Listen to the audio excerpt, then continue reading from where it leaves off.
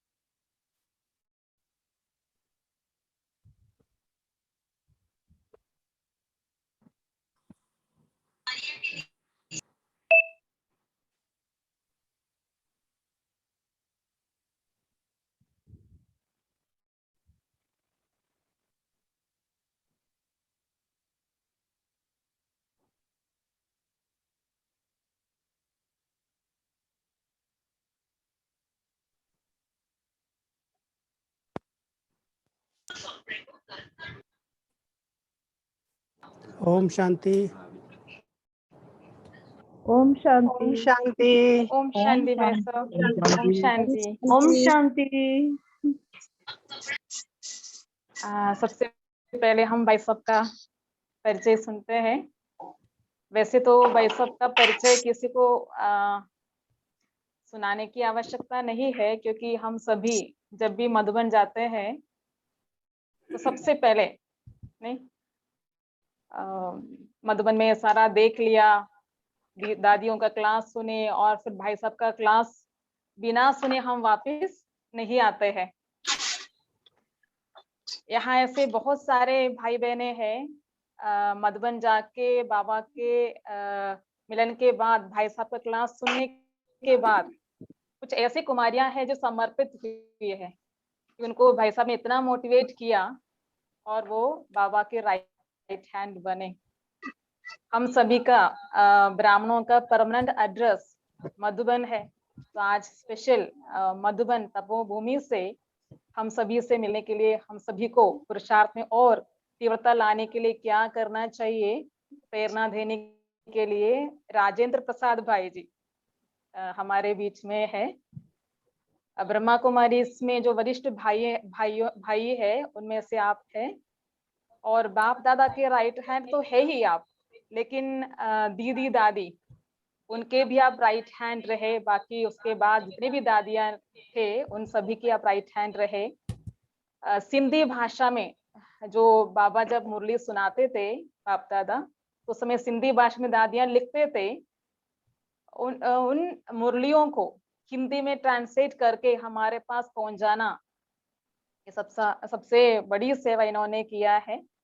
और बाप दादा जब दादी के तन में आना शुरू किया तब भी उसी समय टाइप करके उसी दिन रात को हमारे पास पहुंचाना, ये भी इन्होंने ही, इनकी सेवा से हुई है। बाकी वैसा बहुत किताबें लिखी है, ज्ञान सरिता, ज्ञान सुमन, ज्ञान वीणा, ज्ञान के अनमोल मोती, से बहुत सारी किताबें लिखी है। हम सभी उसको पढ़ के पुरुषार्थ को तीव्र करते ही है, किया हुआ है। और इसके अलावा हम पीस ऑफ माइंड में पीस ऑफ माइंड चैनल पे देखते हैं कि अनमोल रतन टॉक शो वो भी भाई साहब के होते हैं। और भाई साहब USA, Europe, Australia, Russia, Africa, Asia से 5 खंडों में भ्रमण करके सेवा किया हुआ है। जो राजयोग एजुकेशन रिसर्च फाउंडेशन के कृषि एवं ग्राम विकास का जो विंग चलता है, सेवा चलती है, उसका भाई साहब उपाध्यक्ष है।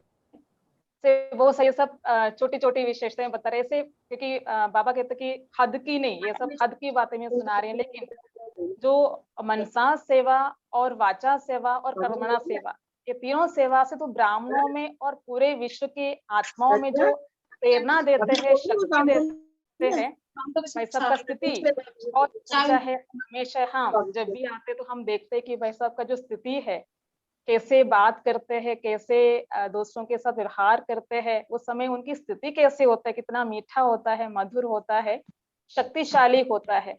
ऐसे अनेक प्रकार की सेवाएं करते आए हैं और आज हमारे पास जूम के थ्रू भाई साहब पहुंचे हैं। हमें क्योंकि अभी लॉकडाउन चल रहा है या कोरोना का ये जो समय चल रहा है, नहीं तो हम वहां जाके मिलते या भाई साहब कभी कभी हम भी आते थे, वो अभी नहीं हो रहा है। लेकिन जो जूम जो है ये भी हमारे लिए बहुत उपकार कर रहा है कि मधुबन तमोभूमि से भाई साहब वहाँ का बाबा का जो वाइब्रेशन है, शक्ति है, वातावरण है, वो हम सभी अनुभव करें, उसके लिए भाई साहब पहुंचे हैं। भाई साहब आपको बहुत बहुत अभिनंदन है, स्वागत है, स्वागत है। आप हमें 1 घंटा पूरा भरपूर करेंगे ज्ञान रत्नों से। आपका मेल ही ज्ञान से है, मुरली से, मुरली के ज्ञान रत्नों से आप खेलते हैं हमेशा। कि हमें पता है कि जो मुरली में हेडिंग है, आंसर है, वरदान है, स्लोगन है, ये सब आपके ही मेहनत का रिजल्ट है। तो हम सब उसको पढ़ के याद करके अपना पुरुषार्थ को बढ़ाते रहते हैं। तो आज हम सत्कार भवन में आपका बहुत बहुत स्वागत करते हैं। भले जूम के थ्रू हो, लेकिन आपको हम यहाँ ही अनुभव कर रहे हैं। हमारे सामने भाई साहब भी है, जयप्रकाश भाई साहब। तो भाई साहब अभी आपका स्वागत करेंगे। ओम शांति।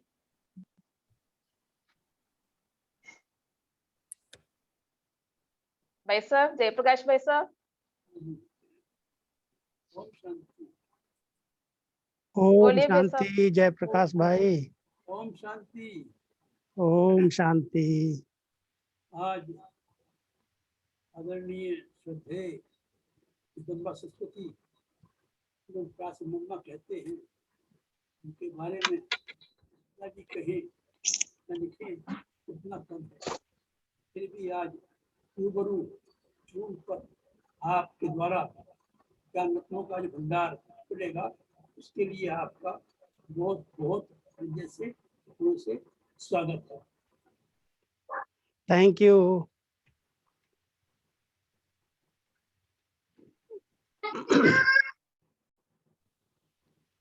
चली गई रचना। गीता बहन, ओम शांति। सबको म्यूट करिए, सबको म्यूट करिए। आप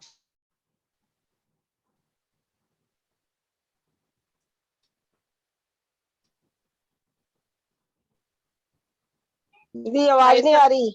भाई साहब का तो अनम्यूट करिए, बाकी सबका म्यूट करिए। ओम शांति। ओम शांति। आप सभी दिल्ली दरबार में बाबा के ऐसे स्थान पर बैठे हो जो आपके पास बाबा की और पूरे ब्राह्मण परिवार की दुआएं अपने आप मिलती रहती हैं। नाम ही है सत्कार भवन। तो जब किसी का सत्कार किया जाता है तो उसके दिल से दुआएं अपने आप निकलती हैं। तो बहुत सुंदर विषय आपने आज चुना है, दुआओं का खजाना। वैसे तो जब खजाने की बात आती है हम 2-3 दिन से बाबा की मुरली सुन रहे हैं। जिनके पास ज्ञान का खजाना है, गुणों का खजाना है, शक्तियों का खजाना है, वो दुनिया में सबसे बड़े से बड़े साहूकार हैं। बाबा शुरू से यही कहते रहे कि बच्चे, आप बच्चे दुनिया में रिचेस्ट इन द वर्ल्ड हो, लेकिन ज्ञान खजाने से भी बड़ा खजाना दुआओं का खजाना है। क्योंकि कई बार चलते चलते पुरुषार्थ के मार्ग में ऐसे विघ्न, ऐसी रुकावटें आती हैं, चाहे शारीरिक प्रॉब्लम्स आती हैं, चाहे संबंधों के द्वारा आती हैं, चाहे आर्थिक रूप से प्रॉब्लम्स आती हैं। क्योंकि कलयुग है, और कलयुग में कई बार बाबा कहते हैं ये परिस्थितियां तो पहाड़ बन करके आएंगी। और वर्तमान समय हम सब देख रहे हैं, चारों तरफ कई परिवार दुख के पहाड़ के नीचे आ गए। लेकिन जहां दुआओं का स्टॉक था, जिन आत्माओं ने दुआएं जमा की, उनके लिए वो पहाड़ जैसी बात भी एकदम राई रुई जैसी हो गई। कोई भी परिस्थिति, कोई भी बड़े से बड़ी बात, सूली जैसी बात भी कांटा बन जाए, उसके लिए हम सब के पास, हर ब्राह्मण बाबा के बच्चे के पास दुआओं का खजाना जरूर जमा होना चाहिए। और दुआएं कैसे ली जाएं, कैसे मिलती हैं, बाबा समय प्रति समय सिखाते हैं, बताते रहते हैं। और हमने अपनी दादियों को प्रैक्टिकल देखा। आप सबने देखा होगा, हमारी दादी प्रकाश मणि जी, जिनके पास दुआओं का बहुत स्टॉक रहा, सदा यही कहती रही, कोई भी परिस्थिति आई, कोई भी बात आई, कहती थी मेरे पास तो दुआएं हैं सबकी, बाबा की दुआएं हैं, परिवार की दुआएं हैं, कोई बड़ी बात नहीं है। हर बड़े से बड़ी बात को दादी ने इतना हल्का, इतना छोटा करके पार किया, जो उनके चेहरे पर कभी भी चिन्ह उसके नहीं दिखाई दिए, कभी उलझन के चिन्ह नहीं दिखाई दिए, उदासी के चिन्ह नहीं दिखाई दिए। सदा खुशियों के खजाने से भरपूर रहकर, जैसे आज बाबा कह रहे थे ना स्लोगन में, कभी थकावट होती है तो खुशी में डांस कर लो, मूड खराब नहीं होगी। ऐसी ऐसी बातें जो बाबा समय पर समय कहते हैं। तो हमने देखा ये दादियाँ कोई बड़े से बड़ी बात करके पार हो करके फिर खूब डांस करती थी, खूब अंदर से खुशी में नाचती थी, और कहती थी देखो बाबा की दुआएं कैसे काम करती हैं, समय पर मदद करती हैं, और आने वाले हर पेपर को सहज पार करा देती हैं। जो पुराने हैं, आप सभी बाबा के बच्चे, तो मैं समझता हूँ जो मेरे सामने आ रहे हैं, ये सब बहुत पुराने बच्चे हैं। इन्होंने शायद साकार माता पिता को तो कुछ लोगों ने देखा है, हमारे जयप्रकाश भाई को भी अनुभव है, कैसे मम्मा, बाबा, दीदी, दादी ने यज्ञ की संभाल की, यज्ञ को आगे बढ़ाया, और कैसे दुआओं से सदा हल्के रहे, खुशनुमा रहे, कभी भी कोई उलझन उनके मन पर, उनके चेहरे पर दिखाई नहीं दी। हम बच्चों को भी यही श्रीमत है, यही प्यार की शिक्षा है कि बच्चे ज्ञानदाता तो बने हो। आज बाबा के वरदान में था कि ज्ञानदाता के साथ साथ अभी स्नेह के दाता बनो। अगर भविष्य राज्य पद को प्राप्त करना है तो उसके लिए केवल ज्ञानदाता नहीं, लेकिन स्नेहदाता बनो। सबके दिल पर राज्य करना सीखो। जो संगम पर सबकी दिल को जीत लेते हैं, वो भविष्य में राज्य तख्त को जीत लेंगे। तो आप सभी ने, तो मैं समझता हूँ, अपने परिवार में लौकिक अलौकिक के दिलों को जरूर जीता होगा। बाबा के दिल को तो हर एक बच्चे ने जीता ही है। बाबा का दिल हम बच्चों के लिए आसन बन जाए, दिल तख्त पर हम बैठ सकें। हमारी गुलजार दादी बड़े प्यार से कहती थी कि बाबा को अपने दिल में बसा लो, दिल में बिठा दो। लेकिन फिर कहती थी हंसते हंसते, कोई बड़े वीआईपी को अगर कोई स्थान पर बुलाया भी जाता है, उसे बिठाया जाता है, तो बहुत स्वच्छ चाहिए, बहुत अच्छा चाहिए, ऐसे नहीं जहाँ आएगा वहाँ बिठा दोगे। तो क्या ये दिल इतना साफ स्वच्छ निर्मल है जो बाबा इस आसन पर बैठ सके? जरा भी अगर कोई भी प्रकार की तेरे मेरे की अस्वच्छता आ गई तो बाबा को याद करते रहो, बाबा समीप नहीं आता। इसलिए हम सब बाबा के बच्चों को बहुत ध्यान देना है कि अपने दिल आसन पर अगर भगवान को बिठाना है, दिल तख्त पर उसको विराजमान रखना है, तो कभी भी दिल में किसी के प्रति कोई भी नेगेटिव बातें, किसी की ग्लानि निंदा कोई सुनाए, अगर बाबा के दिल को जीतना है तो 3 बातों का ध्यान रखना। अगर कोई बाबा के बारे में कोई उल्टी सीधी बात करता है, ग्लानि की बातें करता है, यज्ञ के बारे में अगर कुछ उल्टा सीधा सुनाता है, और हमारे इस परिवार के बारे में, बड़ों के बारे में अगर कोई नेगेटिव बातें करता है, तो कभी भी वो बातें न सुनना है, न कभी मुख से उनके प्रति ऐसा कहना है, निकालना है। क्योंकि अगर हमारे मुख से भी निकल गई, निंदा किया, इधर उधर की बातें सुनी सुनाई, तो माता पिता के दिल से हम उतर जाएंगे, हमें दुआएं नहीं मिलेंगी। दुआएं लेने के लिए बहुत अटेंशन देना पड़ता है, कि जैसे कोई परिवार में भी माता पिता बच्चों को दुआएं देते हैं, बच्चे आपस में एक दूसरे को दुआएं दें, हमारे को बाप, शिक्षक, सतगुरु की दुआएं मिलती रहें। उसके लिए बाबा हम सबको बार बार कहते हैं, बच्चे जो आज्ञाकारी हैं, वफादार हैं, ईमानदार हैं, तो उन्हें अपने आप माता पिता की, बाप, शिक्षक और सतगुरु की दुआएं स्वतः मिल जाती हैं। तो हम देखें कि कितना हम बाबा के सपूत, आज्ञाकारी बन करके रहते हैं। जो कुछ बाबा ने आज्ञाएं दी हैं, रोज की मुरली ही आज्ञा है, ऐसा नहीं कह सकते कौन सी आज्ञाएं हैं, क्या करें। जो बाबा के बच्चे रोज बाबा की मुरली स्टडी करते हैं, अध्ययन करते हैं, वो बाबा की शिक्षाओं को, बाबा की आज्ञाओं को समझते हैं। पहली आज्ञा तो यही मिली है, बच्चे अपने आप को आत्मा निश्चय करके मुझे याद करो, देह सहित देह के सब संबंधों को, धर्मों को भूल करके मामे कम शरणम ब्रज, मेरी शरण में आ जाओ। बहुत छोटी छोटी आज्ञाएं समय पर समय बाबा ने अपने बच्चों को दी हैं। अगर उन आज्ञाओं पर कोई ठीक तरह से चलता रहा है, उन्हें सही रीति से समझ करके उनका पालन किया है, तो माता पिता की दुआएं उस बच्चे पर सदा रहती हैं, उसके पास दुआओं का स्टॉक भरपूर रहता है।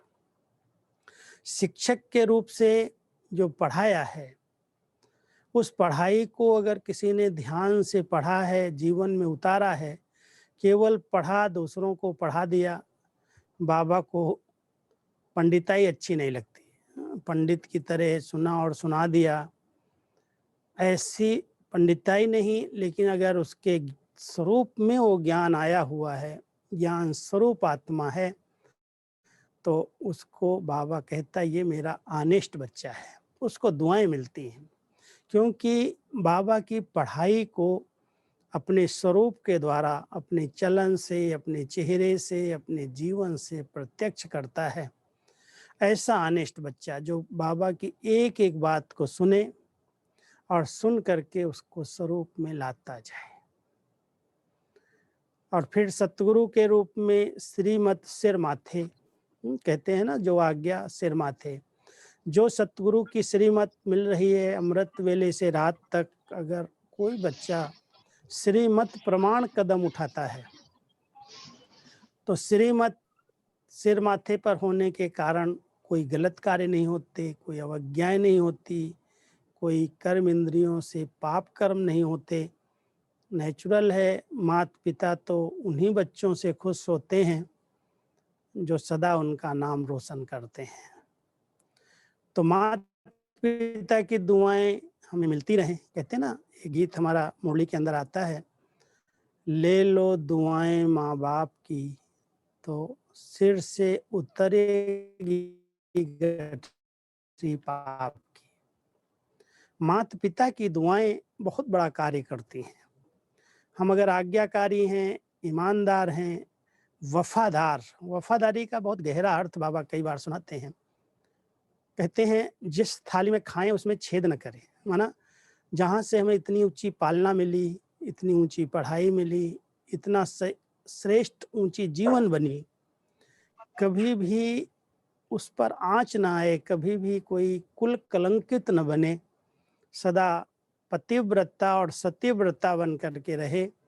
एक के सिवाय और दूसरा कोई भी आत्मा, चाहे वो कितनी भी महान हो, कितनी भी श्रेष्ठ हो, कितनी भी स्नेही और सहयोगी हो, अगर उसकी तरफ जरा भी आकर्षण नहीं है, तब हम भगवान के साथ वफादारी निभा सकते हैं। हम उसके वफादार होकर के रहें, ऑनेस्ट बन करके रहें, आज्ञाकारी बन करके रहें, तो उन माता पिता की दुआएं हम सबको सदा मिलती हैं, मिलती ही रहेंगी। तो आप सब ध्यान देंगे कि दुआओं का खजाना समय पर बहुत साथ देता है। और वर्तमान समय की परिस्थितियों में ज्ञान भूल सकता है, कईयों को ज्ञान भूल जाता है। ड्रामा का ज्ञान इतना बाबा पक्का कराता है, बच्चे नथिंग न्यू, कोई नई सीन नहीं आ रही है, कल्प कल्प की नूंद है, हर आत्मा का अपना अपना पार्ट है, ये कलयुग के जाने का समय है, हर क्षेत्र में अति होगी, ज्ञान सबके पास है। और जब दूसरों के आगे कोई पेपर आते हैं तो हम उनको भी गाइड करते हैं, ज्ञान के पॉइंट सुनाते हैं, भाई देखो ये तो सब नूंद है, तो ड्रामा था, भूल जाओ, दुखी नहीं हो, परेशान नहीं हो। लेकिन जब खुद के सामने ऐसी कोई बातें आती हैं तो मन उलझ जाता है, ज्ञान एक साइड रह जाता है। बाबा भी कहते हैं, साकार में एक बार बाबा के परिवार में कुछ हुआ, कोई शरीर छोड़ दिया बचपन में, तो साकार में जब बाबा, शिव बाबा जब ब्रह्मा बाबा में नहीं थे, तो बाबा कहता मैंने इतनी भगवान की पूजा की, इतनी भक्ति करता, इतने पुण्य कर्म किया, दान पुण्य किया, फिर भी मेरे पास भी भगवान ने मदद नहीं की और भगवान को गाली देना शुरू कर दिया। ऐसे ही आजकल भी कई बाबा के बच्चे ज्ञानी हैं, समझदार हैं, बाबा से संबंध है, योग है, लेकिन जब कोई छोटी मोटी परिस्थिति आती हैं, पेपर आते हैं, तो ज्ञान ध्यान एक तरफ रह जाता है और यही मुख से निकलने लगता है कि बाबा तो कहाँ मदद करता है, कहता है मैं तुम्हारा रक्षक हूँ, तुम्हारे साथ हूँ, लेकिन बाबा ने मदद ही नहीं की, बाबा ने रक्षा ही नहीं की, तो भी अच्छी नहीं लगती। कई प्रकार के संशय के संकल्प उत्पन्न हो जाते हैं। इसलिए बाबा कई बार कहते हैं कि उस ज्ञान को अगर किसी आत्मा ने अपने स्वरूप में नहीं लाया, केवल उसको सुना है, दूसरों को सुनाया है, वर्णन किया है, तो कैसी भी परिस्थितियां उसको हलचल में ले आएंगी। इसलिए ज्ञान के साथ साथ हर एक के पास दुआओं का बहुत अच्छा स्टॉक चाहिए, खजाना चाहिए। दुआएं जिसके पास होती हैं, सब प्रकार का सहयोग मिलने लगता है, परिवार सहयोगी बन जाता है, कहीं न कहीं से बाबा की मदद मिल जाती है। दुआओं के कारण आने वाली परिस्थिति इतनी सरल रीति से सहज पार हो जाती है, जो कहता है बाबा आपने तो कमाल कर दिया, कैसे इस बात में इतनी बड़ी बात थी। लोग भी कहते हैं भाई इतनी बड़ा पेपर, ऐसी परिस्थिति आई और आपने तो ऐसे सहज पार कर लिया। कारण क्या था? वो था गुप्त दुआओं का स्टॉक, खजाना जमा था। तो हम सब बाबा के बच्चे समय पर साथ देते हैं, मदद करते हैं, और विशेष करके एक बाबा का कुछ समय पहले एक शब्द आया था, जब भक्तों पर भीड़ पड़ी तब भगवान मदद करता है। माना जब कोई ऐसे दुख की बातें आती हैं, परेशानी आती है, तो भगवान याद आता है और वो भगवान हमारी मदद करता है। लेकिन जब भगवान पर भी भीड़ पड़ी, माना जब भगवान साकार सृष्टि पर पार्ट बजाने के लिए आए, और उस समय जब परिस्थितियां पेपर सामना करने लगे तो बच्चों ने मदद की, भगवान पर भीड़ पड़ी तो भक्तों ने मदद की। तो वर्तमान समय हम देखते हैं यज्ञ की पर बाबा को कोई भी कार्य में सहयोग दिया है, मदद की है, यज्ञ के साथी रक्षक बने हैं, तो भगवान, हमारी दादियाँ, हमारे बड़े सदा ही उनको बहुत सम्मान देते रहे, उनको साथ मिलता रहा, उनको बहुत सारी दुआएं मिल गई। मैं एक दो बातें आपको सुनाता हूँ प्रैक्टिकल की। जब बाबा के यज्ञ में कराची के बाद माउंट आबू आए, तो माउंट आबू में आते ही 1-1.5 साल बहुत बड़ा पेपर आया। शारीरिक रूप से गर्म प्रदेश के थे, ठंडे देश में आने से, माउंट आबू आने से न गर्म कपड़े हैं, न डॉक्टर हैं, न दवाइयाँ हैं, अधिकतर सब बीमार पड़े। और साथ साथ आर्थिक रूप से भी जिन्होंने कहा था हम सहयोग करेंगे, मदद करेंगे, उन्होंने किनारे हो गए, उन्होंने कोई सहयोग नहीं दिया। और बाबा के पास जो संपत्ति, चल अचल संपत्ति थी, वो सब खत्म हो गई। 300-400 बच्चे। तो अचानक ऐसा पेपर आर्थिक रूप से आया जो बेगरी पार्ट शुरू हो गया। किसी के पास भी दवाई का प्रबंध नहीं, कपड़े नहीं, खाने के लिए भी इतने सब बच्चे हैं, लेकिन कोई भी प्रबंध नहीं। और बाहर तो सेवाएं हुई नहीं थी। और जो सिंधी समाज वाले थे जिन्होंने निमंत्रण दिया था, वो भी सोचने लगे कि अभी देखें कैसे बाबा अभी इनको संभालता है। तो पेपर बहुत बड़ा आया, लेकिन बाबा तो बेफिक्र बेगमपुर के बादशाह थे, क्योंकि उनको बहुत अटल निश्चय था, ये तो भगवान के बच्चे हैं, उनके आगे समर्पित हुए हैं, वो इनको खिलाएंगे, वो इनकी संभाल करेंगे, मैं क्यों फिक्र करूं। तो बाबा की वो निश्चिंत स्थिति थी, लेकिन बाबा का जो योग कनेक्शन था शिव बाबा के साथ। एक दिन जब भंडारी के अंदर 4 आने भी नहीं, 8 आने भी नहीं, और 400 लोगों का दोपहर का भोजन बनना है, तो भंडारी की बहन आई बाबा के पास कि बाबा आज क्या बनेगा, आज तो कुछ भी नहीं है। तो बाबा ने बहुत मुस्कुराते हुए कहा, बच्ची थोड़ा 1-2 घंटा ठहरो। और 10 बजे पोस्ट आती थी, उस पोस्ट में किसी ने 500 रुपया भेजे और लिफाफे में ही थे। उससे सब सामग्री आ गई, सबके लिए भोजन बना, टाइम पर बेल लगी, सबको भोजन मिला। लेकिन जिस आत्मा ने गुप्त रीति से वो पैसा भेजा था, बाबा को तो पता था, क्योंकि बाबा की टचिंग से ही वो आया था। तो बाबा उसके लिए इतना बंधायमान जैसे हो गए कि समय पर बच्चे ने मदद की, और उस मदद के कारण सदा ही उनका रिस्पेक्ट, उनका रिगार्ड हुआ। मुझे याद है जब बाबा अव्यक्त हो गए, तो जिस माता ने वो पैसा सहयोग भेजा था, वो मधुबन में आई।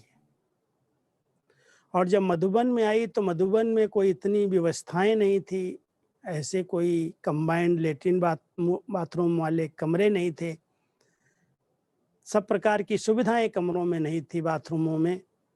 तो दादी जी, जो हमारी प्रकाशमणि दादी थी, उनका जो कमरा था, दादी ने कहा कुछ भी हो वो आत्मा, जबकि वो ज्ञान में नहीं, जबकि वो इतनी धारणाओं में नहीं, वो बाबा के घर में आई। दादी जी ने अपना कमरा खाली करके उसको दिया कि तुम यहाँ 3 दिन रहो, 2 दिन रहो। क्यों? उस आत्मा को उस समय बाबा की परिवार की दुआएं मिली हुई थी, और दुआओं के कारण जब वो आत्मा यहाँ मधुबन घर में आई तो उसको इतना रिस्पेक्ट मिला, इतना सम्मान मिला, जो एकदम प्रसन्न होकर खुश होकर के गई। तो मैंने देखा कि कोई ने भी अगर समय पर साथ दिया है तो साथ देने वाले को दुआएं बहुत मिलती हैं, समय पर साथ देने। वैसे तो सब साथ देते हैं, सहयोग देते हैं, लेकिन अधिकतर आपने देखा होगा दोस्ती मित्रता वहाँ तक रहती है जहाँ तक सब प्रकार की संपन्नता होती है। कोई भरपूर है, हर प्रकार से खुश नसीब है, सब प्रकार के माल, सब प्रकार का धन संपत्ति उसके पास है, तो बहुत सारे दोस्त बन जाते हैं, बहुत मित्र बन जाते हैं। लेकिन जब पेपर आता है, जब उसके सामने कोई ऐसी बात आती है तो सब किनारे हो जाते, पता नहीं चलता दोस्त कौन है, मेरा मददगार कौन है। सच्चा दोस्त तो वही माना जाता है, मित्र उसको ही कहते हैं जो समय पर साथ दे, समय पर सहयोगी बने। तो समय पर सहयोग देना ही दुआएं लेना है। इसलिए हम सब इस बात पर बहुत ध्यान दें, अंडरलाइन करें कि हम एक दूसरे के लिए समय पर साथी हैं, सहयोगी हैं, मददगार हैं। कभी भी किसी की नेगेटिव बातों को, कमी कमजोरियों को हर एक के अंदर हैं। ऐसा कोई नहीं कह सकता है मैं संपन्न बन गया हूँ, संपूर्ण बन गया हूँ। कईयों को थोड़ा सा अपना अहंकार रहता है, लेकिन बाबा कहता है बच्चे, हर एक आत्मा विशेष आत्मा भी है और हर एक के अंदर छोटी मोटी कोई न कोई कमी कमजोरियां हैं। लेकिन अगर आप बच्चे सबकी दुआएं लेना चाहते हो तो सबसे अच्छा उनकी विशेषताओं को देखो, उनकी विशेषताओं का वर्णन करो और समय पर उन्हें स्नेह दो, साथ दो, सहयोग दो, किनारा नहीं करो। आत्मा के दिल की जो स्नेह भरी दुआएं निकलेंगी, देखो हमारी कमियों को जानते हुए, हमारी ऐसी कमजोरियों को समझते हुए भी इनका मुझे बहुत साथ मिला, सहयोग मिला और उन्होंने मुझे मदद करके इस बात से पार करा दिया।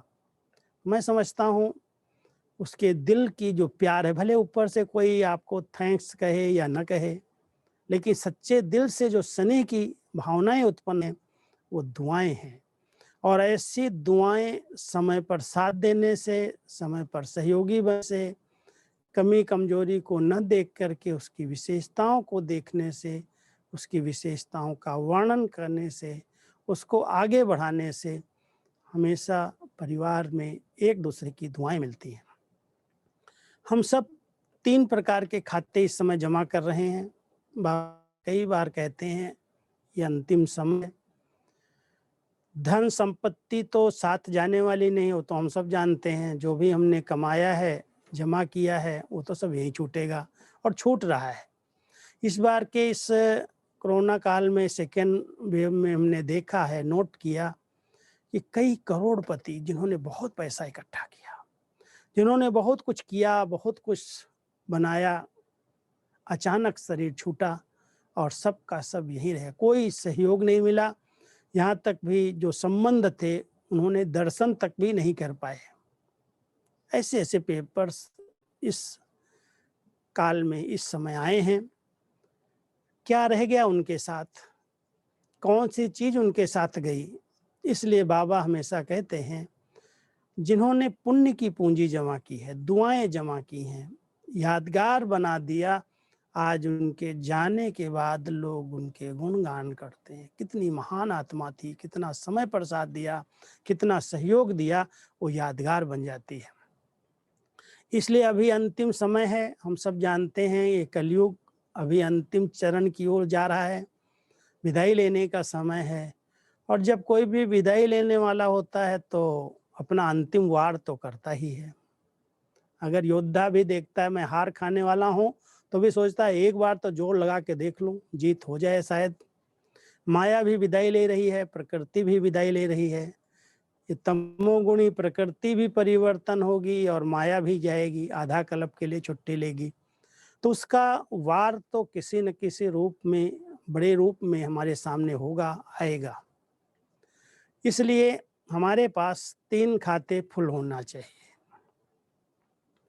एक अपना गुप्त पुरुषार्थ, हर एक बाबा के बच्चे को इस समय ऐसा गुप्त पुरुषार्थ करना है जो देह अभिमान गल जाए। क्योंकि जितने पाप कर्म, विकर्म, गलत कर्म हो रहे हैं उसका मूल कारण है देह अभिमान, बॉडी कॉन्शियस। इसलिए बाबा को कितनी मेहनत करनी पड़ रही है। बच्चे अपने को आत्मा निश्चय करो, आत्मा समझो। तो हम क्या पुरुषार्थ करें? मुरली सुन रहे हैं, अमृत वेला कर रहे हैं, सब कुछ कर रहे हैं, लेकिन एक गुप्त पुरुषार्थ करो, मैं आत्मा मालिक इन कर्म इंद्रियों से कर्म करा रही हूँ। ये अलग है, मैं अलग हूँ। एक बाबा की याद है कि करावन हार मेरा बाबा, संगम पर मुझ आत्मा से श्रेष्ठ कर्म करा रहा है और मैं करणहार बन करके कर्म क्षेत्र पर पार्ट प्ले कर रही हूँ। कोई भी अच्छे से अच्छा कार्य हो, कभी भी ये ना आ जाए मैं करता हूँ, मैंने किया। ये ध्यान देंगे तो हम बहुत निरहंकारी बन करके हर कर्म में योगी भी जीवन का अनुभव कर सकेंगे, हर कर्म से हमें दुआएं मिल सकेंगी। इसलिए सबसे पहले पुरुषार्थ से अच्छी प्रारब्ध बनती जाए। वो पुरुषार्थ दिखावे वाला नहीं चाहिए। कई लोग दिखावे वाला बहुत पुरुषार्थ करते हैं, जैसे मैं जैसा योगी कोई नहीं है मेरे जैसा, मैं बहुत अच्छा ज्ञानी हूँ, मैं बहुत अच्छा सेवाधारी हूँ। बाबा उसको पुरुषार्थी नहीं कहते। पुरुषार्थ से जिसकी प्रारब्ध अच्छी बने, गुप्त रीति से, यहाँ तक बाबा कहता है अगर आप सहयोग भी दे रहे हो यज्ञ के अंदर, तन मन धन से सहयोगी बन रहे हो, तो अगर गुप्त किया है, वर्णन नहीं किया है, इस हाथ से किया है, इसको भी पता नहीं चला, तो उस गुप्त दान का महापुण्य माना जाता है, उससे दुआएं जमा होती। तो गुप्त पुरुषार्थ यही है कि हम अपने आप को बिल्कुल इस देह से न्यारा बनाकर अपने आत्मिक स्वरूप में स्थित रहें, कर्मेंद्रियों से कर्म कराएं, कर्म करते न्यारे हो जाएं, सबके साथ रहते प्यारे रहें, देह अभिमान से न्यारे रहें। तो ये जब गुप्त पुरुषार्थ आत्मा करती है तो पुरुषार्थ की प्रारब्ध अपने आप बनती है। प्रारब्ध ऐसे ही कोई कहे इसकी ऐसे प्रारब्ध बन गई, इतना धनवान बन गया, कुछ तो उसने किया होगा। हम सभी भी इस बात पर ध्यान दें कि अगर हमने गुप्त पुरुषार्थ किया है तो हमारी संगम युग पर भी बहुत श्रेष्ठ प्रारब्ध है। कोई भी प्रकार की इस ब्राह्मण जीवन में अप्राप्ति का अनुभव ही नहीं होता, प्रारब्ध ही है। हम सब मांगते कुछ नहीं हैं, कोई इच्छाएं नहीं रखते हैं, लेकिन जो संगम पर जिस बच्चे की आवश्यकता है उसी सब आवश्यकताएं बाबा पूरी कर देता है। गुप्त पुरुषार्थी आत्मा सदा हर्षित रहती है, सदा मौज का अनुभव करती है, कभी भी कोई भी उलझन में उलझती नहीं है।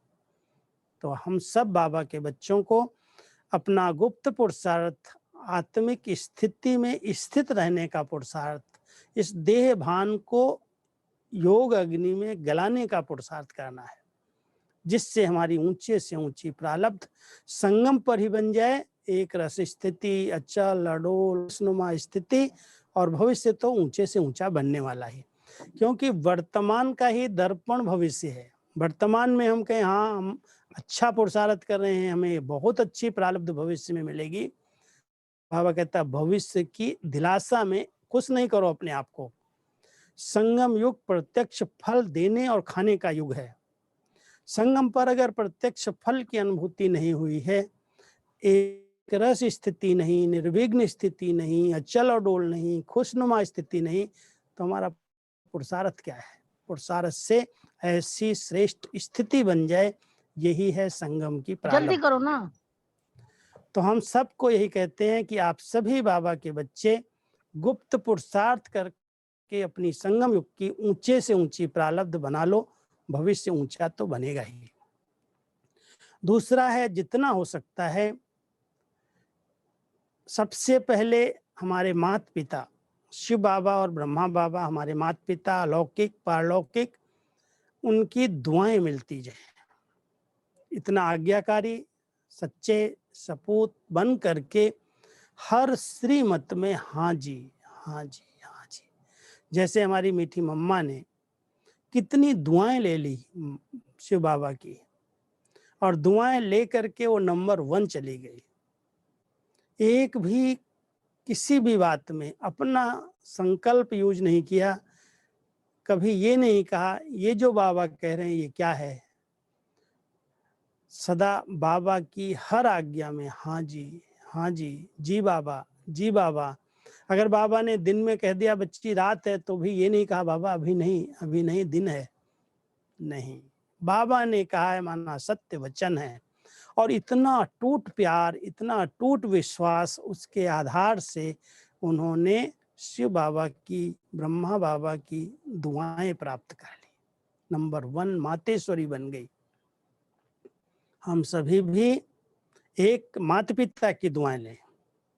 दूसरा, श्रीमत पर चल करके अपनी निमित्त आत्माओं की दुआएं लें। जो निमित्त हैं, हमारी दीदियां हैं, हमारे बड़े भाई हैं, उनकी अगर हम आज्ञाओं को समझ करके पालन करते हैं, वो हमारे शुभ चिंतक हैं। हमारी उन्नति की बात अगर कोई कह रहे हैं तो हम कभी भी उसमें ये न कहें कैसे होगा, ये तो नहीं हो सकता है।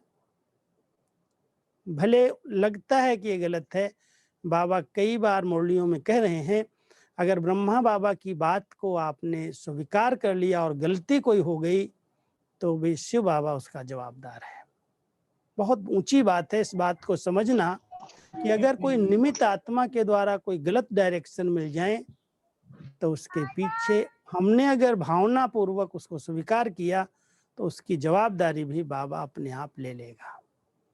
इसलिए हम सब निमित्त आत्माओं की दुआएं जरूर लें, बहुत मदद करती हैं, समय पर साथ देती हैं। हमने शुरू से यज्ञ में यही एक लक्ष्य रखा जब से हम मधुबन में आए कि हमें बड़ों की दुआएं चाहिए। दीदी, दादी, जानकी दादी, गुलजार दादी, ईसु दादी, जो भी हमारी दादियां निमित्त बन करके हमारे सामने हमारी डिपार्टमेंट में या कोई भी सेवा में सदा सहयोग देती रही, सदा उनकी हर बात को हाजी करी, आज्ञाकारी बन करके रहे। इसलिए आज तक मुझे ये अनुभव है, कभी कोई बात आई है, उन दुआओं ने बहुत सहज पार किया है। चाहे शरीर का पेपर, हर एक के सामने शरीर का पेपर तो आता ही है, कई प्रकार के मानसिक पेपर भी आते हैं, पारिवारिक पेपर भी आते हैं, आर्थिक पेपर भी आते हैं, परीक्षाएं आती हैं। लेकिन अगर हम बड़ों के निमित्त आत्माओं के सदा आज्ञाकारी बन करके रहे हैं, उनकी दुआएं ली हैं, तो ये दुआओं का खजाना उस पेपर से पार करा देता है, सहज पार हो जाते हैं। कभी भी मन उलझता नहीं है, कभी तनाव पैदा नहीं होता, कभी खुशी गायब नहीं होती। आप सब बाबा के बच्चे अपने निमित्त आत्माओं की दुआएं जरूर लो, और साथ साथ हमारे जो हम जिनसे हैं, लौकिक अलौकिक परिवार है, उसके बीच में एक बात को अंडरलाइन करते दुआएं लेना। कई बार यहाँ पर हमारी भोली भोली माताएं समझ लेती हैं, अगर हम कोई भी, जैसे हमारे ईश्वरीय कायदे हैं, नियम हैं, मर्यादाएं हैं, अगर हम उनमें बहुत दृढ़ रहते हैं तो कई परिवार के लोग दुखी होते हैं, परेशान होते हैं, गालियां देते हैं, उल्टा बोलते हैं। तो हमारे परिवार की माताएं ऐसे समझने लगती हैं कि ये तो दुख मिल रहा है उसको, इससे तो अच्छा है हम अपने आप को लूज कर दें। वहां पर माता पिता की दुआएं, उनका बरहद हस्त ऊपर नहीं रहता, छत्र छाया के रूप में नहीं रहता। अगर किसी ईश्वरीय नियम और मर्यादा का उल्लंघन करके कोई आत्मा किसी को प्रसन्न करती है, संतुष्ट करती है, तो वो दुआएं नहीं मिलती, उससे बद्दुआएं मिलती है। इसलिए बहुत दृढ़ता के साथ विद्यालय के सिद्धांत, ईश्वरीय नियम और मर्यादाएं दृढ़ता से पालन करते चलो। आज नहीं तो कल हर एक इसके आगे झुकेगा, मानेगा कि आप बहुत ऊंचे हैं, बहुत महान हस्ती हैं। आपने अपने नियमों में इतनी दृढ़ता रखी जो आज आप कितनी श्रेष्ठ जीवन जी रहे हैं, और हम लोग तो इधर खा खाया, उधर का पिया, ये किया वो किया, पैसा भी गया, स्वास्थ्य भी गया, लेकिन वो नियम तोड़े। एक एक ब्राह्मण बच्चे को इस बात का बहुत ध्यान देना है, दुआएं जरूर लेनी है, लेकिन कहीं भी ईश्वरीय नियम और मर्यादाओं का उल्लंघन ना हो। उनको पालन करते हुए भले कोई नाराज हो, भले कोई अपसेट हो, लेकिन मुझे बाबा की आज्ञा है, मैं अगर उसमें दृढ़ हूँ, पक्का हूँ, तो अपने आप वो स्नेही सहयोगी आज नहीं तो कल बनेगा, झुकेगा। लेकिन बाबा कई बार कहते हैं ना, जो आज गालियां आपको दे रहे हैं, कल जब आपको महानता को देखेंगे, आपके जीवन को देखेंगे, तब झुकेंगे। एक एक जितनी गालियां दी हैं उतने गिन गिन करके फूल चढ़ाएंगे। और आज हम प्रैक्टिकल देख रहे हैं। उस समय अगर बाबा ने किसी का भी बदला लिया होता, विरोध किया होता, किसी पर केस कर दिया होता, क्योंकि कई ऐसी बातें आई जब नया ज्ञान, नए जीवन की धारणाएं, तो उसको प्रचार प्रसार करने के लिए कितने विघ्न आए होंगे।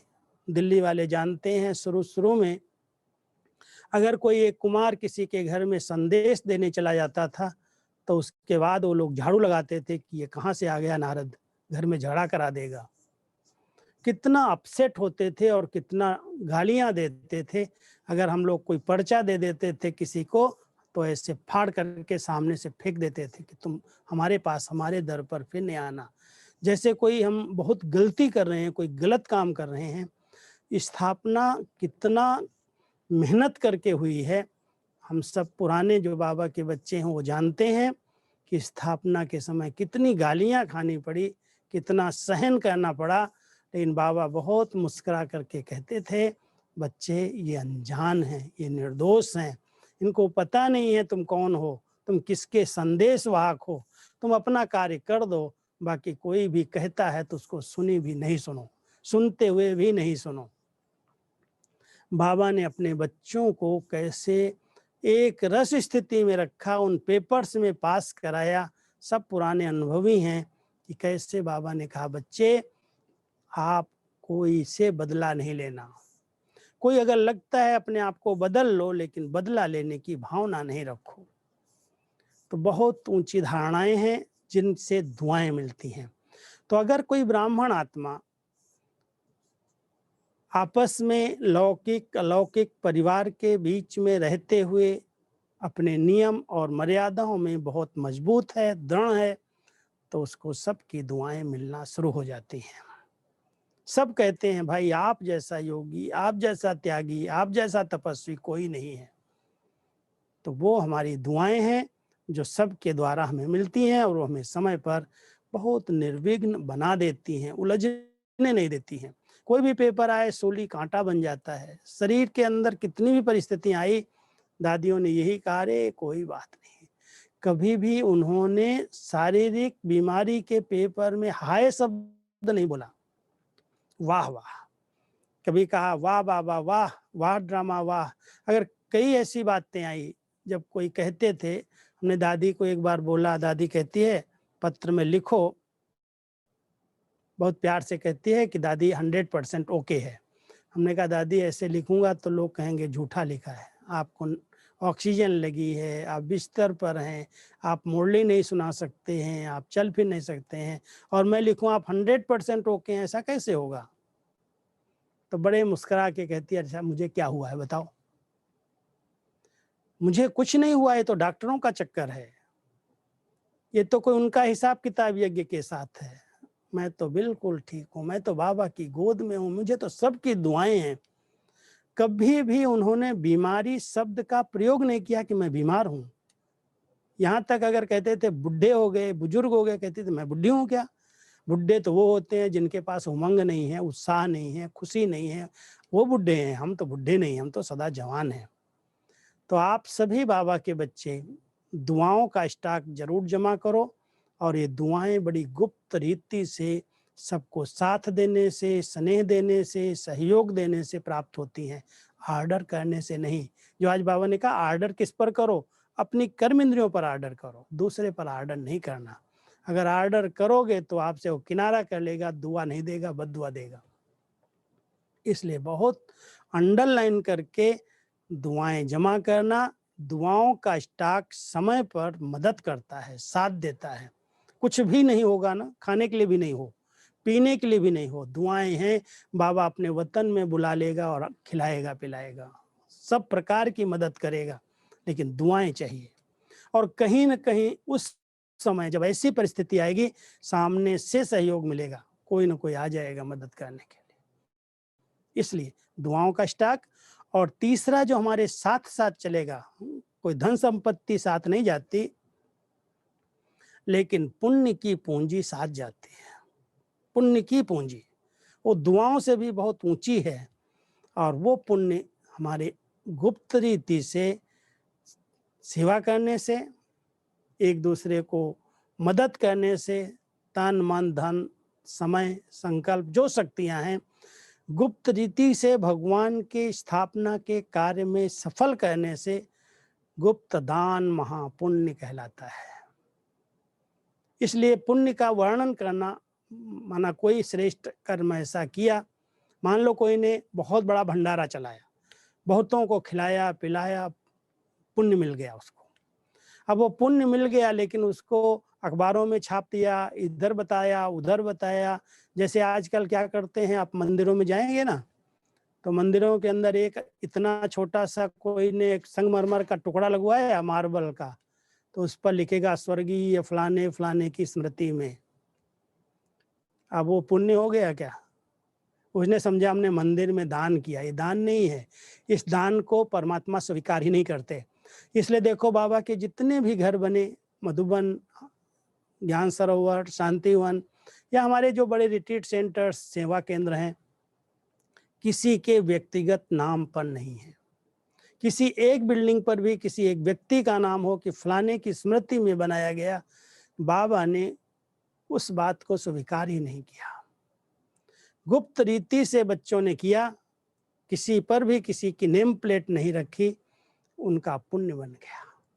इसलिए हर एक ब्राह्मण बच्चे को कभी भी किसी भी प्रकार से सहयोग दो।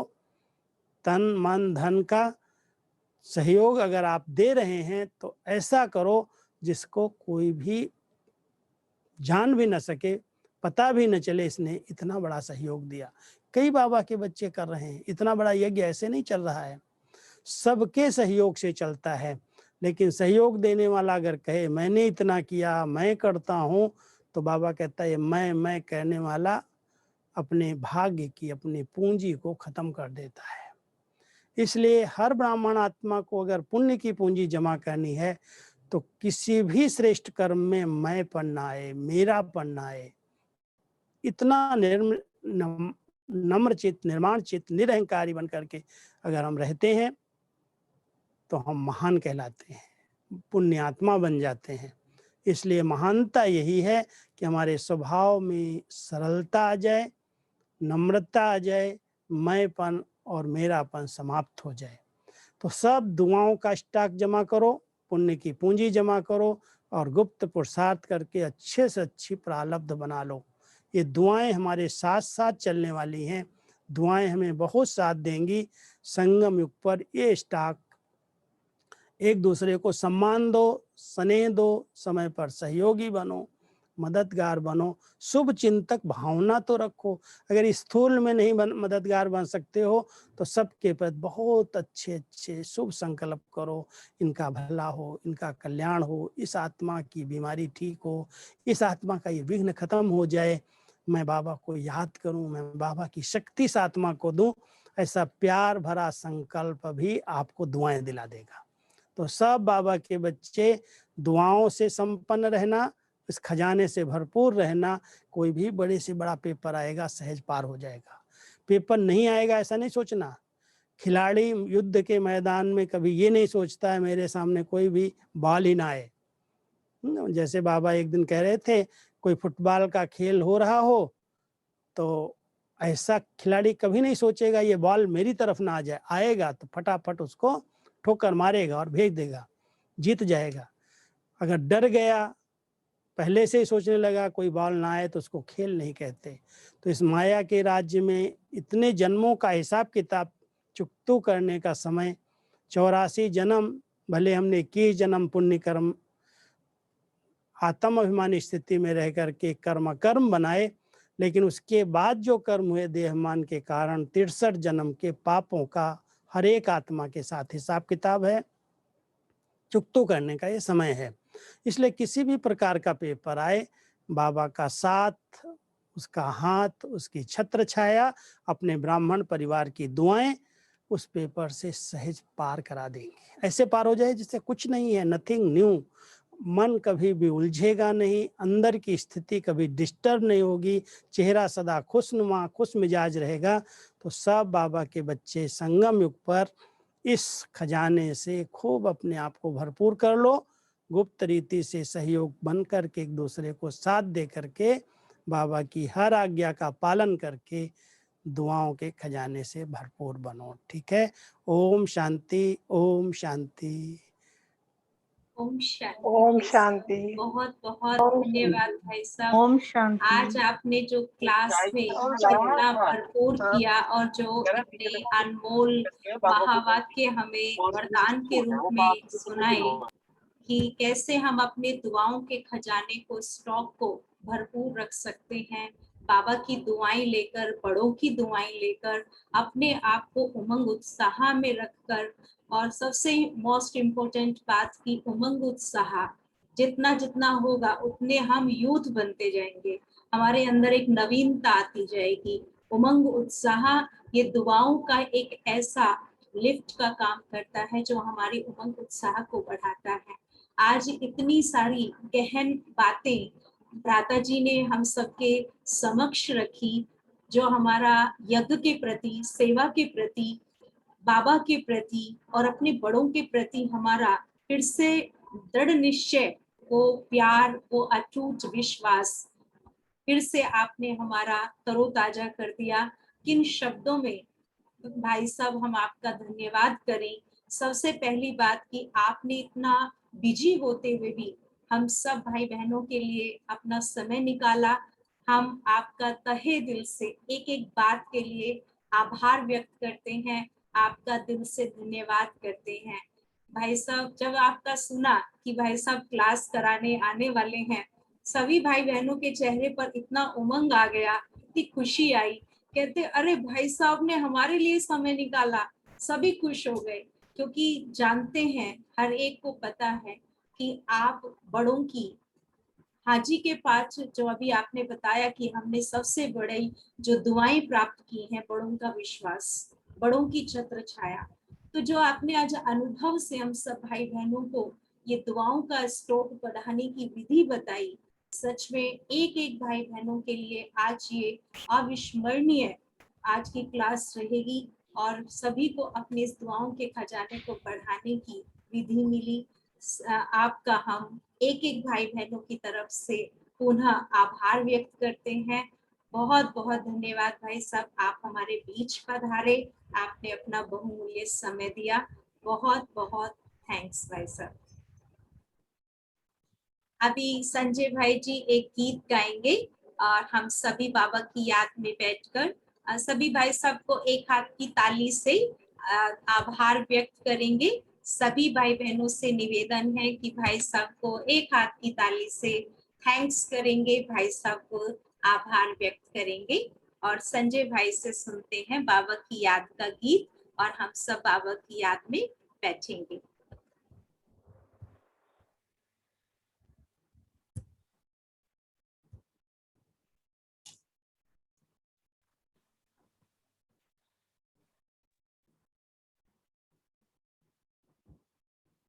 ओम शांति भाई साहब, सभी को ओम शांति। शुरू में भाई साहब ने बहुत अच्छी बात सुनाई कि दादियों के और ब्रह्मा बाबा का कोई चिंता नहीं था, क्योंकि हमारा जो खिवैया है वो सर्वशक्तिमान है, हमारा नैया को वही पार लगाता है। तो उसी आधार से मैं ये सुना रहा हूँ।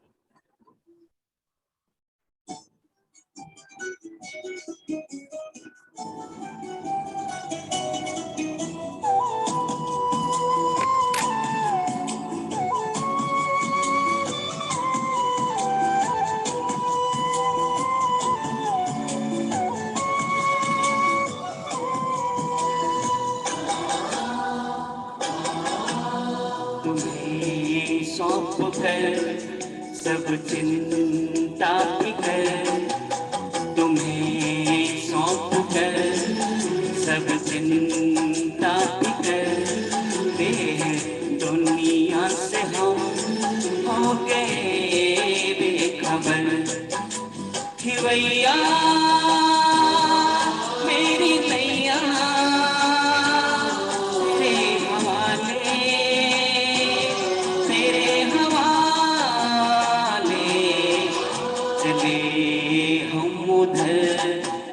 चले तुम जिधर, दुनिया से हम हो गए बेखबर। खिवैया मेरी नैया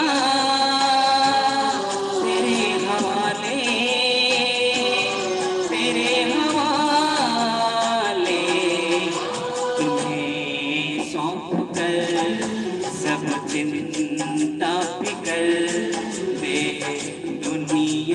हम हो गए बेखबर।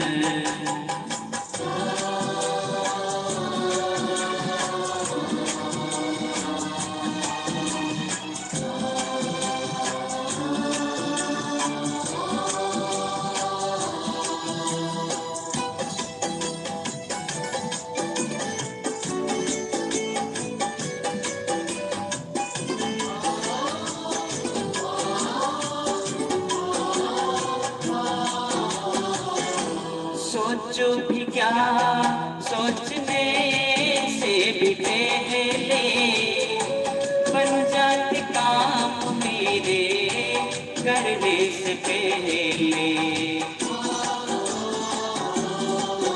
ओ सोचो भी क्या सोचने से भी पहले बन जाते काम मेरे करने से पहले।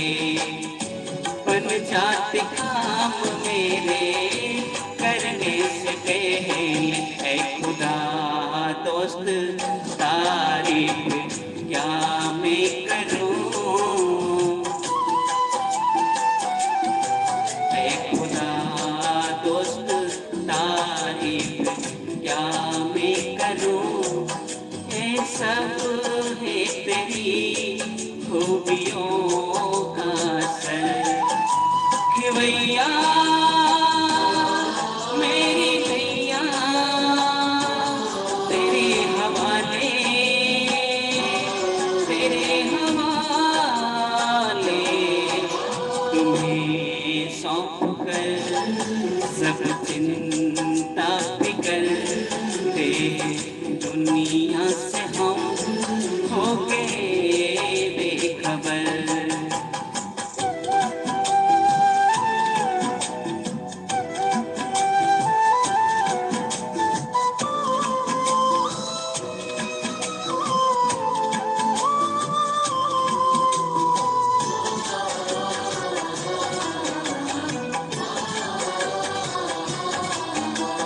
फलक से भी ऊपर तेरी है वो हस्ती। एहसान आलम ऊंची है हस्ती। फलक से भी ऊपर तेरी है वो हस्ती। एहसान आलम ऊंची है हस्ती। एहसान आलम ऊंची है हस्ती। तेरी नज़रे इनायत है मुझ में करम। तेरी नज़रे इनायत है मुझ में करम। तूने अपना बनाया किया रुक कर। खिवैया मेरी नैया तेरे हवाले, तेरे हवाले। तुम्हें सौंप कर सब चिंता फिकर दे है दुनिया से हम हो गए बेखबर।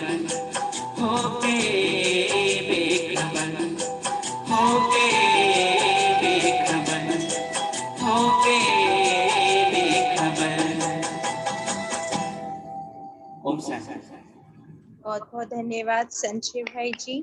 ओम आपने शांति। इतना अच्छा बाबा की याद का गीत सुनाया और भाई साहब का भी हम पुनः बारंबार आभार व्यक्त करते हैं। बहुत बहुत धन्यवाद भाई साहब। आज बहुत जल्दी हम भाई साहब का दूसरा क्लास रखेंगे जिसमें भाई साहब भाई बहनों के कुछ प्रश्न उत्तर होंगे। तो काफी लोगों का ऐसे दिल था पर मैंने पहले से बताया नहीं था आपको, इसलिए नेक्स्ट टाइम भाई साहब ऐसा क्लास का रखेंगे। थैंक यू भाई साहब, बहुत बहुत धन्यवाद। सभी भाई बहनों को मैं बताना चाहूंगी कि कल सुबह 11:30 बजे जयप्रकाश भाई जी का क्लास रहेगा जैसे हर संडे हमारा क्लास रहता है, ऐसे कल 11:30 बजे मम्मा के साथ के अनुभव, क्योंकि आदरणीय भाई साहब मम्मा के साथ के हैं, मम्मा के साथ के अनुभव हम सबके साथ शेयर करेंगे। तो आप सभी भाई बहनों से निवेदन है, इसी जूम आईडी से आप कल पुनः जुड़ेंगे। हमारे आदरणीय जयप्रकाश भाई जी क्लास कराएंगे और मैं आप सभी को लिंक भी भेज दूंगी दोबारा से, सभी के पास लिंक आएगा कल की क्लास का। तो 11:30 बजे हम कल वापस मिलते हैं। आप सभी का बहुत बहुत दिल से आभार व्यक्त करते हैं। आप सभी टाइम पर जुड़े और भाई साहब की क्लास का पूरा लाभ लिया। बस अब इस ज्ञान को आत्मसात करना है, प्रैक्टिकल लर्न में लाना है, पूरा फायदा उठाना है। जो हमें बड़ों की ये लॉटरी मिल रही है ना घर बैठे, तो इसका हमें लाभ लेना है। अपनी इन बड़ों की दुआओं के ये जो वरदानी बोल हमें मिल रहे हैं ना, इसको जीवन में लाना है। कभी भी अपने जीवन में मुझाइश नहीं लानी है, हमेशा दुआओं की छत्र छाया अपने अनुभव करनी है, उमंग उत्साह में कूदते रहना है और दूसरों को उड़ाते रहना है। ठीक है, तो कल मिलते हैं, तब तक के लिए सभी को ओम शांति। ओम शांति। ओम ओम शांति। शांति। ओम शांति। ओम शांति। ओम